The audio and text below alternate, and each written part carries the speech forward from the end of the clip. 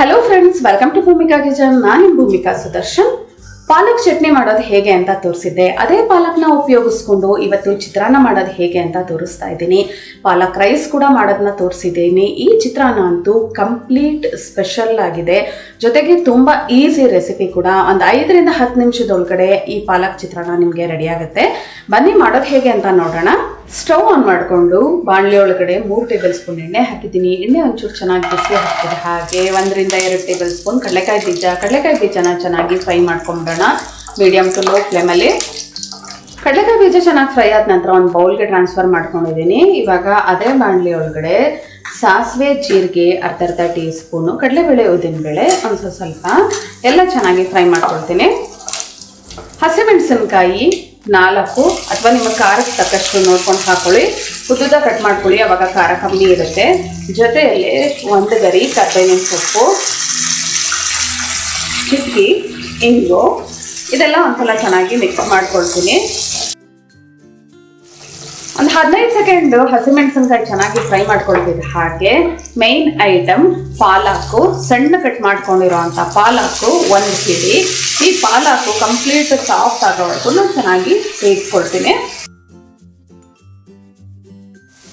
3 ರಿಂದ 4 ನಿಮಿಷ ಪಾಲಕ್ನ ಮೀಡಿಯಂ ಫ್ಲೇಮಲ್ಲಿ ಚೆನ್ನಾಗಿ ಫ್ರೈ ಮಾಡ್ಕೊಂಡಿದ್ದೀನಿ. ಹಿಂಗೆ ಮುಟ್ಟಿದ್ರೆ ಗೊತ್ತಾಗ್ತಾ ಇದೆ ಸಾಫ್ಟ್ ಆಗಿ ಚೆನ್ನಾಗಿ ಬೆಂದಿದೆ, ಜೊತೆಗೆ ಹಸಿ ಘಮ ಕೂಡ ಹೋಗಿದೆ. 1/4 ಟೀ ಸ್ಪೂನ್ ಅರಿಶಿನ, ಸಕ್ಕರೆ ಅರ್ಧ ಟೀ ಸ್ಪೂನ್, ಅರ್ಧ ಟೀ ಸ್ಪೂನ್ ಉಪ್ಪು, ಇದೆಲ್ಲ ಒಂದ್ಸಲ ಚೆನ್ನಾಗಿ ಮಿಕ್ಸ್ ಮಾಡ್ಕೊಳ್ತೀನಿ. ಜೊತೆಯಲ್ಲೇ 1 ಟೇಬಲ್ ಸ್ಪೂನ್ ಹಸಿ ತೆಂಗಿನ ತುರಿ. ಲಂಚ್ ಬಾಕ್ಸ್ಗೆಲ್ಲ ಪ್ಯಾಕ್ ಮಾಡೋರು ಈ ಥರ ತೆಂಗಿನ ತುರಿಯನ್ನು ಹಾಕಿ ಒಂದ್ಸಲ ಫ್ರೈ ಮಾಡಿಕೊಂಡ್ರೆ ತುಂಬ ಹೊತ್ತು ಅನ್ನ ಏನೂ ಆಗೋದಿಲ್ಲ. ಇಲ್ಲ ಅಂದರೆ ಫ್ರೆಶ್ ಆಗಿ ಅಲ್ಲೇ ಕಲಸಿ ಅಲ್ಲೇ ಮುಗಿಸೋ ಅಂಥವ್ರು ಮೇಲ್ಗಡೆ ಹಾಕಿ ತೆಂಗಿನ ತುರಿನ ಕಲಿಸ್ಕೋಬೋದು.